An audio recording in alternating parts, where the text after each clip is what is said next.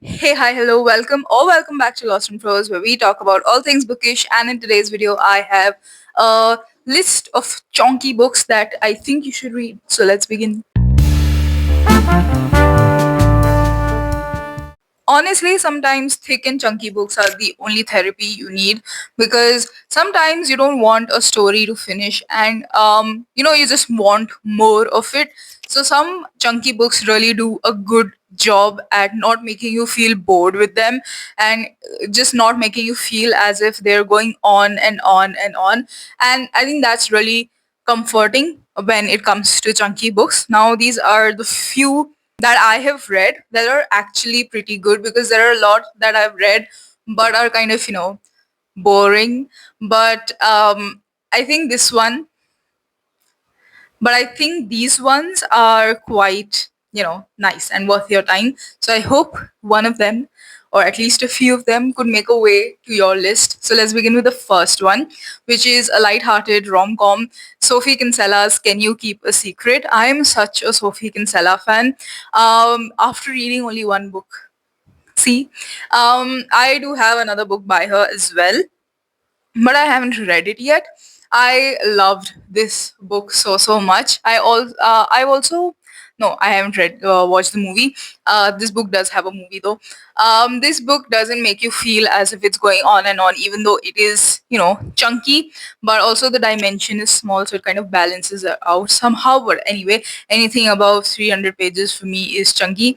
So this book is something that'll make you literally laugh out loud and at the end will leave you feeling all nice, warm, and fuzzy, sort of. So I think if you're in the mood for something like that, this is the book for you. Something really lighthearted, something really silly, refreshing, make you laugh, but keep you at the edge of your seat because it's so dramatic, something like that. So this is basically about Emma, who is like every other girl in the world, and she has a few secrets from her mother, secrets from her boyfriend, secrets from her colleagues, and secrets she wouldn't share with anyone in the world. So until she spills them all to a handsome stranger on a plane that was bound to land in a disaster, basically. After all, she'll never see him again. That's what she thinks. But on Monday morning, Emma's office is abuzz about the arrival of Jack Harper, the company's elusive CEO. Suddenly, Emma is face to face with that stranger, a man who knows every humiliating detail about her. So, this couldn't possibly get worse, does it? So that's something you will have to read to know more about, but it definitely is worth your time. It was so hilarious. None of these were spoilers, everything's given behind. I am always spoiler free, guys, spoiler free. Anyway, this this book is definitely something that will make you laugh and it'll make you feel really good. It's that kind of a chunky book. I really enjoyed reading it, and I also want to watch the movie. Another book that I have by Sophie Kinsella is Confessions of a Shopaholic. So I've watched that movie already. I haven't read the book, but I'm pretty sure I'll get to that as well. Next book recommendation is Aristotle and Dante Dive into the Waters of the World. And this kind of chunky. Oh God, was it dust? Anyway, this book is actually a sequel to Aristotle and Dante Discover the Secrets of the Universe. So I do recommend reading that first, of course, before coming to this one, because it does read as a duology. So you will have to read that first to come and make sense of this one. But this is really chunky, but it's such a heartfelt and overwhelming book. I loved the duology so much. They're always on my all-time favorites, sort of. So Aristotle and Dante, definitely the first part is more close to my heart than the second one, but this one is really good. It's really heartbreaking, but it's really good. And the cover is so pretty. It has such beautiful um um um embossing on it. So basically, it's a very beautiful cover. So the book is as beautiful as it is for sure. This book is really chunky, but it doesn't feel as if you're reading something really chunky because the writing is so poetic and lyrical, and it's just so Beautiful. I love the writing style of this author so much. I think he has written one more book as well, which is The Inexplicable Logic of Life. But I haven't read that yet. But I'm pretty sure I want to read that as well.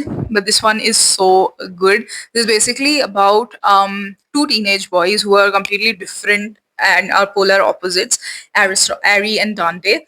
So they meet. That all of this happens in the first part. They meet and they kind of hit it off together. So, and it's basically a tale of finding your identity and many other things along the way.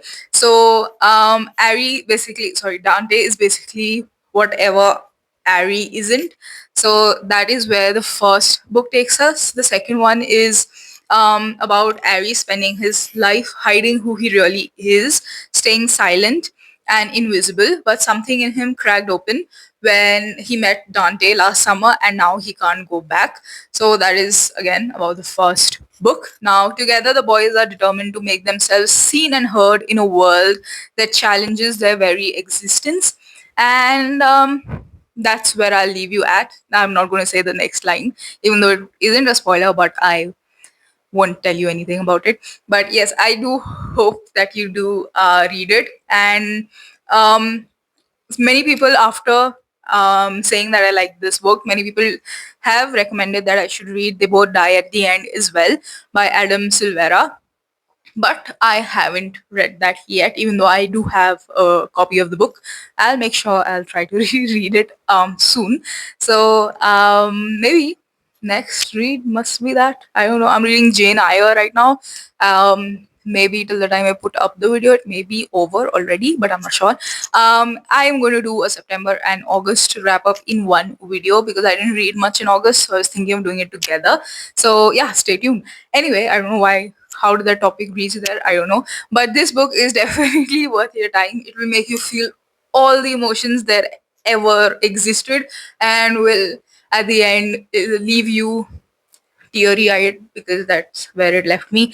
But yes, it's definitely worth your time and good chunky book recommendation. Next up is Six of Crows by Leigh Bardugo. And OMG, I like this book so much.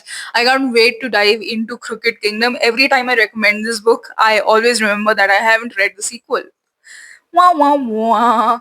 But this is book one in the Grisha Verse series, which is six of. I hope I'm correct. Is it book one? I think so. Well, it does say Grisha Verse.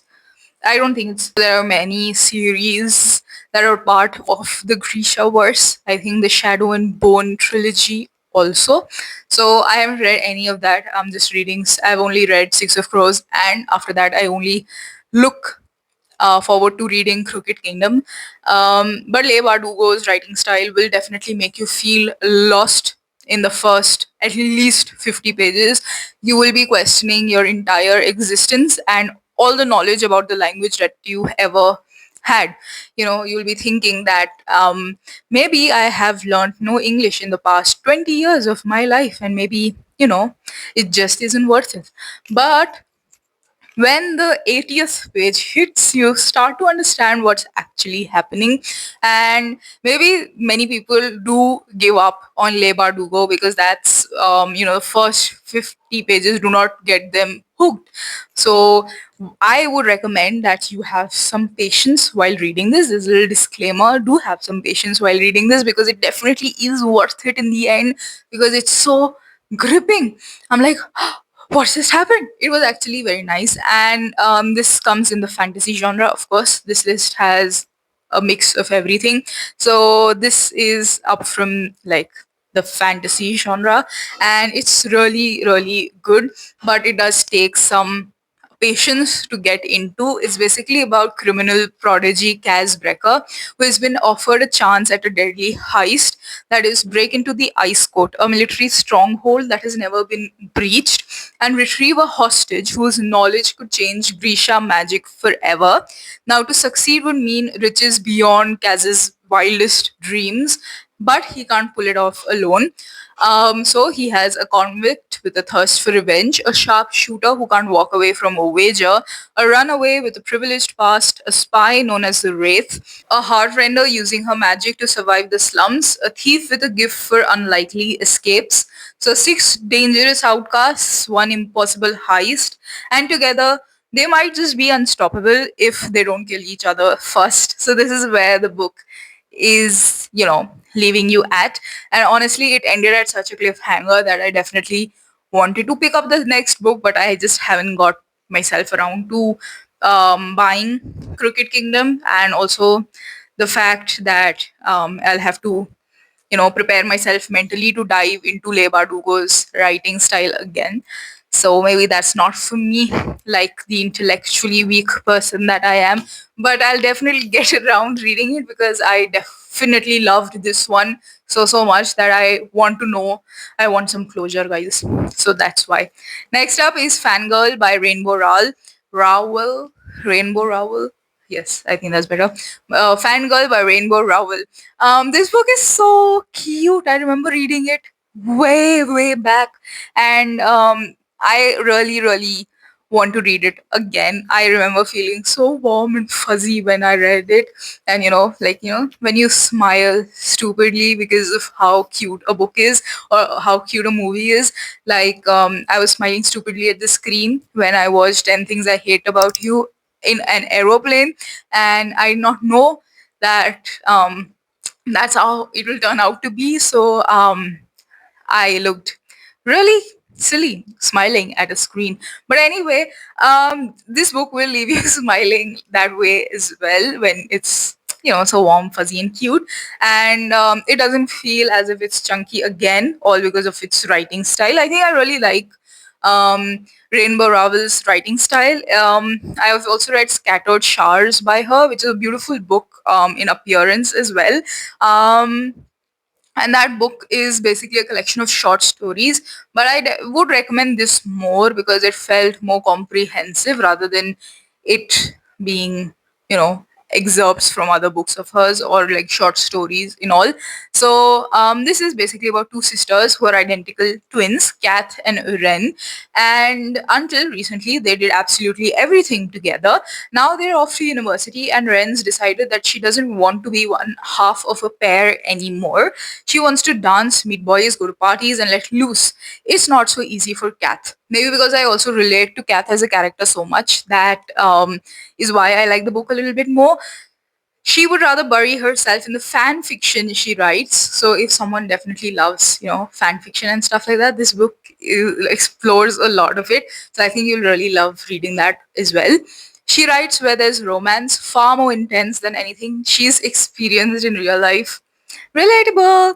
Now, Kath has to decide whether she's ready to open her heart to new people and new experiences, and she's realizing that there's more to learn about love than she ever thought possible. So, it is a tale of fan fiction, family, and first love. So, yes, this is also very safe for those in teenage, like early teenage years. This is definitely a book for you also if you're watching. So this is definitely something you could read also, and I also read it in my early teenage years. So this is you can easily read it as well. It isn't as strong, and I hope that you will really enjoy it. Next up is a classic. There are also other thick classics, like the one that I'm reading right now is Jane Eyre. So that one is also really thick, but some parts are like so relatable. I'm like, yes, you go, girl, Jane. But sometimes I am feeling a little bored with it, but I'm sure that I'll finish it soon, and a little bit of help with an audiobook. Maybe that's what I do with long classics. They kind of help me focus a little bit more when the classic gets a little boring. Next up is Little Women by Louisa May Alcott, which is one of my favorite classics. And I roasted a review of this classic in my last video. So you can go check that out. It is about the four March sisters, Meg, Jo, Beth, and Amy, and Christmas won't be the same for them this year as their fathers are away fighting the Civil War and the family has fallen on hard times. But though they may be poor, life for the four March sisters is rich with color as they play games, put on wild theatricals, make new friends, argue, grapple with their vices, learn from their mistakes, nurse each other through sickness and disappointments, and get into all sorts of trouble. So this edition is really pretty actually. The font size is pretty good. Again, old person core that I am. Ripe old age of 20, guys.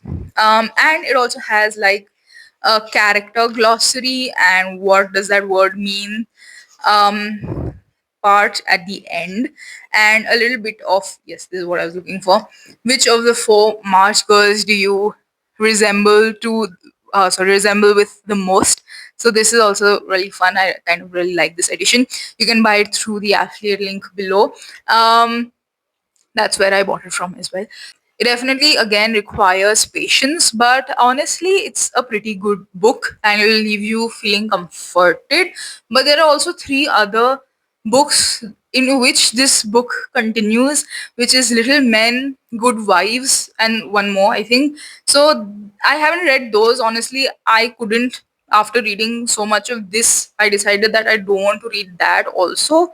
So yeah, I don't think I will go back to reading the other parts. I watched the movie instead, and I do know what happens in the end of all books combined. I don't think I'll be reading the other parts also. I think this was pretty much for me, and I don't know why. Like out of all parts, only this one is famous, and this is considered as a classic rather than all of them combined together. But okay, if it definitely is complete in itself, but it will also leave you wanting for more, which you will find in the other parts which I didn't read. So do let me know if you have, but I haven't. And I hope you'll really like this because it's definitely comforting and will leave you feeling quite warm on the inside. Now next up is Yes, No, Maybe So by Becky Albertalli and Aisha Saeed. I love this book so much because it is very, very cute. Again, this is again very clean. So anybody in their early teenage years can also read this book recommendation. So it's about Jamie and Maya. So I always remember the Maya he, Maya ha me whenever I say the name Maya. Okay, I've been chronically online too much. Anyway, meet Jamie. Jamie is happy to campaign for local politics so long as he is behind the scenes. Me core. There's no way he'd ever knock on doors to ask strangers for their votes. I'd never talk to strangers until he meets Maya. Meet Maya. Maya's having the worst Ramadan ever. Her best friend is too busy to hang out, and now her parents are separating. To top it off, her mum thinks the solution to her problems is political canvassing with some guy she hardly knows. Going door to door isn't exactly how they imagine spending their summers, but as the polls grow closer, so do Jamie and Maya. Now, mastering local activism is one thing, but navigating a cross cultural romance is a whole lot more complicated. I know. So this is what the book is all about. The book is very, very cute. It is very light-hearted, refreshing, and also very socially, what do you say? Socially, you know, 2,000 years later. also very socially active, sort of, very socially active romance. There's also one blurb that I read earlier which described it perfectly, but I don't know. I can't find it anywhere. Where did I read it, or was it not for this book? I think, but I can't find any praises for the book written anywhere. So I'm pretty sure I was. I'm thinking of something else then. But okay, it's a very nice, politically active sort of romance. So I think you will love reading it. And it's also very lighthearted. It doesn't get too intense. And it's very, very cute. So this book is definitely for you, and I really hope that you will pick it up. It doesn't feel chunky at all because the world building is done quite properly, and the pacing is also quite good. So you don't feel as if you want to get it over with. No, even though it's quite chunky, but still, it's quite fun. also. And that brings us to the end of our chunky book recommendations. So these are all, give me a minute. These are all the books that I recommended to you in this video, and I really hope that you will like a few of these. Do let me know if you have already read them, and do let me know something that you want to see in particular from this channel, and we'll meet next Friday. And do not forget to like, share, comment, and subscribe. And I think that's enough. And but we'll meet next Friday. Goodbye.